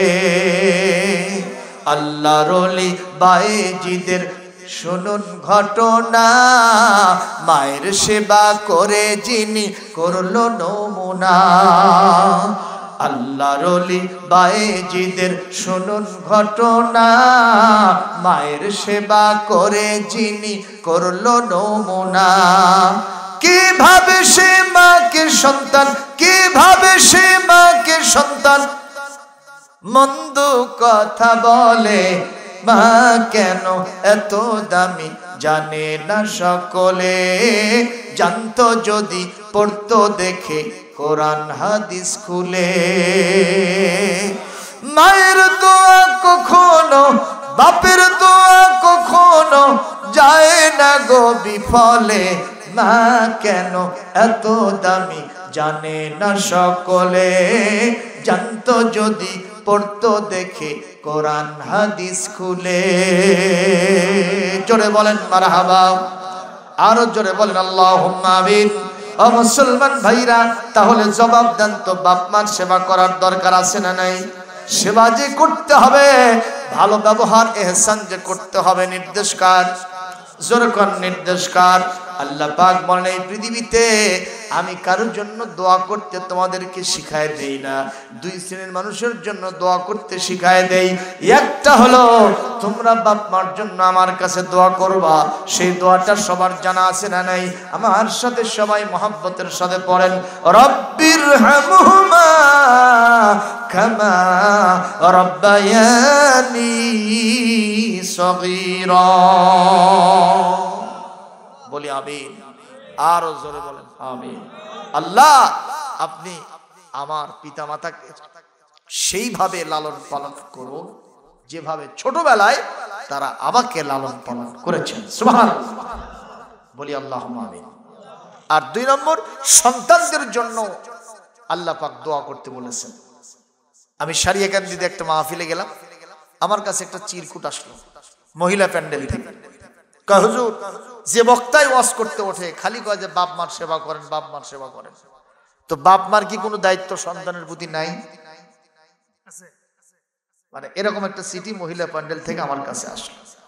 তখন আমার মনে পড়লো, আল্লাহ তো ইনজাস্টিস করেন, আল্লাহ ব্যালেন্স করেছেন। সুবহানাল্লাহ। আল্লাহ পাক জুলুম করেন নাই, কোরআনের ভিতরে তিনি ইনসাফ করেছেন। সুবহানাল্লাহ। আমি বললাম, সম্মানিতা মা ও বোনেরা, আপনারা শোনেন যে আল্লাহ রব্বির হামহুমা কামা রব্বায়ানি সগীরা বলেছেন, সে আল্লাহ বলেছেন রব্বানা হাবলানা মিন আজওয়াজিনা ওয়া যুররিয়াতিনা কুররাতা আ'য়ুনিন ওয়াজআলনা লিল মুত্তাকিনা ইমামা। সুবহানাল্লাহ। আল্লাযীনা ইয়াকুলুনা রাব্বানা হাব লানা মিন আজওয়াজিনা, যারা আমার কাছে সন্তানাদি স্ত্রী পুত্র পরিবারের জন্য দোয়া করে তারা হলো আমি রহমানের সবচেয়ে বড় গোলাম। সুবহানাল্লাহ, খাঁটি গোলাম। সুতরাং আসুন আমরা পিতামাতার প্রতি সেবা করব। আমরা যারা পিতামাতা আছি সন্তানকে সেই মানের গড়ে তুলতে হবে। আমার এক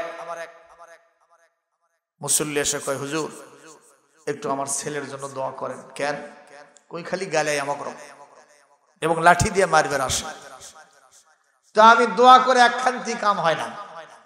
একদিন ডেকে নিয়ে বসে বললাম যে ভাইজান সন্তান কি কোরআন পড়া শিখেছে? কয় হুজুর ওই ছায়াছবির গান শিখেতেই দিন চলে গেছে। রবীন্দ্রসঙ্গীত শিখেছি, তারপরে নজরুল সঙ্গীত শিখেছি, দেশাত্মবোধক গান শিখেছি, তাকে কোরআন পড়া শিখাবো, ইতিমধ্যে ছেলেটা কামা এরকম খারাপ হয়ে গেল।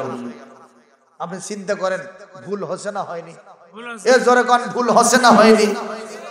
আসল জায়গাতে গলদ রাখা ওই আরেক জায়গা ছিপি দিয়েছে। কথা কয় না মানে। আমি ছোটবেলায় আমার নানি আমাকে কয় যে ভাই একটা ডোবা ছিঁচে আন্তরে। আপনারা ডোবা বোঝেন না? এই যে জমির আলে আলে কোনায় কোনায় থাকতো। তা আমাকে করছে যে ভাই যাতো এটা ডোবা ছিঁচে আনতো। তা আমি ডোবা ছিঁচবার গেছি, বুঝছেন? ডোবা যতখানি ছিঁচি আলো দুটো দিকে যে পানি আরো ডবল হচ্ছে। আবার ছিঁচলাম, না কামই হয় না। 3 বার ছেঁচার পরে চিন্তা করলাম দেখি তো কোনটু না আসে নাকি। তারপরে যাই দেখি এক জায়গায় কাঁকড়া খালি ঢোর করছে। ভাই আমি যে সারা জীবন ছিঁচি ওই পানি কমবি? এ যখন পানি কমবি। আমি তখন ওইটা বান্ধা ওই ঢোরটা বন্ধ করে আগে যা ছিঁচেছি তার অর্ধেক টাইমে পুরোটা ছিঁচে ফেলে দিলাম। দেখি যে মাগুর মাছ, কানস মাছ, মুসি মাছ খালি খলখল করতেছে। ধরে নিয়ে গিয়ে নানি দিলাম। নানি কয় ভাই তুই গোসল করে আয়, এর মাথা তো খাওয়ানো। মারহাবা জোরে, আর জোরে বলেন মারহাবা। তাহলে আপনি খুন বন্দনা করে যতই তেল সাবান মাখান না কেন, যতই পোশাক আদি দেন, মোটর সাইকেল দেন, গাড়ি বাড়ি দেন, নারী দেন, কোনো কাম হবে না। ওই বেটা আপনার পিঠে সাইজ করবে। তাও ঠিক কয় না বারে? এ জোরে কোন কথা ঠিক কিনা? এজন্য ফাঁক বন্ধ করা, ঢোর বন্ধ করার 1 নম্বর দায়িত্ব হলো আমাদের সন্তানদেরকে কোরআন শিখাতে হবে। রাজি আছেন? জোরে বলেন ইনশাআল্লাহ। এরও একটা বড় ওয়াজ আছে, কিন্তু সেটা আর আজকে আমি করতে পারতেছি না। কোরআন যারা শেখে অবশ্যই তাদের ভিতরে একটা আলাদা ভাবান্তর থাকে, ফিলিংস থাকে। আল্লাহ রাসূলের ভয় তাদের কলিজার ভিতরে আছে। এ কারণে পিতামাতাকে অন্যদের চাইতে অন্তত বেশি সেবা করতেই হবে। যেরকম সুবহানাল্লাহ। এই জন্য 1 নম্বর দায়িত্ব এটা। 2 নম্বর, সন্তানদেরকে আপনার সঙ্গ দিতে হবে। ঠিক না? ঠিক কর। বাচ্চা কাচ্চা কোথায় থাকে, কি অবস্থায় থাকে, কোনো খবর নেই। আমার মাদ্রাসায় এক অভিভাবক যায়, কয় হুজুর আমার ছেলেটাকে না ছুটি দেন তো। ছুটি তো দেবো, কোন ক্লাসে পড়ে? কয় তা তো জানি না। ওর বেটা কোন ক্লাসে পড়ে তা জান না, তাহলে ওকে আমি কেমনে ছুটি দিব? এ হলো চিরয়তীম। একজন কবি বলেছেন, হাফেজ ইব্রাহিম, লাইসাল ইয়াতীমুল্লাযী ইনতাহা আবাওয়াহু মিন হাম্মিল হায়াত ওয়ালাকিন্নাল ইয়াতীমাল্লাযী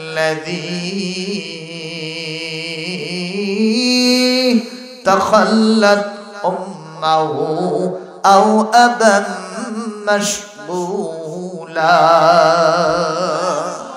কবি বলছেন প্রকৃত এতিম ওই সন্তান নয় যার বাপ মা দুনিয়া থেকে বিদায় হয়ে গেছে। প্রকৃত এতিম সন্তান নয়।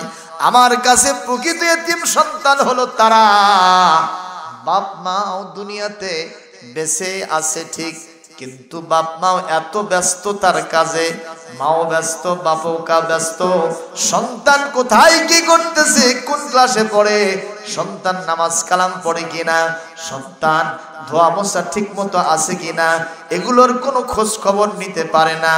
এই সন্তান হলো সবচাইতে বড় এতিম সন্তান। বলেছেন এই জগতের আধুনিক যুগের আরবি সাহিত্যের কবি হাফিজ ইব্রাহিম, জোরে কোন মারহাবা। কথা কি সঠিক? কথা কোন না কেন মুসলমান? এজন্য সন্তানের খোঁজ খবর নেওয়ার দরকার আছে না নাই? গ্রামীণ ফোনের একটা স্লোগান আছে, দূরত্ব যতই হোক কাছে থাকুন। কথা কয় না? মেয়েটা আছে রাজশাহী বিশ্ববিদ্যালয়ের হলে, চিটাগাং বিশ্ববিদ্যালয়ের হলে, মেডিকেল কলেজের হলে, কিংবা ক্যাম্পাসে কিংবা মেসে। মেয়েটা কার সাথে কি করে, কোন জায়গায় তার অবস্থান, রাতে হোক, দিনে হোক, সকালে হোক, বিকালে হোক, অন্তত একটাবার মেয়ের খবর আপনাকে রাখতেই হবে। মাঝে মধ্যে মেয়ের সাথে দেখা করার জন্য ক্যাম্পাসে যেতে হবে, শিক্ষকদের সাথে কথা বলতে হবে, বন্ধু বান্ধব যারা আছে তাদের সাথে কথা বলতে হবে। এই ইয়াং জেনারেশন, বর্তমান এই সমাজ সভ্যতা যেটা মডার্ন সায়েন্সের যুগে, সন্তানের খোঁজ খবর না নিলে এই সন্তান কিন্তু জাহান্নামের দোরগোড়ায় যাবে, আপনাকেও টেনে টেনে নিয়ে যাবে, তাদের সন্দেহ নাই। কাল কিয়ামতে আল্লাহ বলবেন, এ জান্নাত নয় তুই জাহান্নামে যা। সঙ্গে সঙ্গে বলবে রব্বানা। এই কোরআনে কারীমে আল্লাহ রাব্বুল আলামিন সূরা হামিম সিজদায় বলছেন, ক্বালাল্লাযীনা কাফারু রব্বানা আরিনাল্লাযীনা আযাল্লানা মিনাল জিন্নি ওয়াল ইনসি نجعلهما تحت أقدامنا ليكونا من الأسفلين।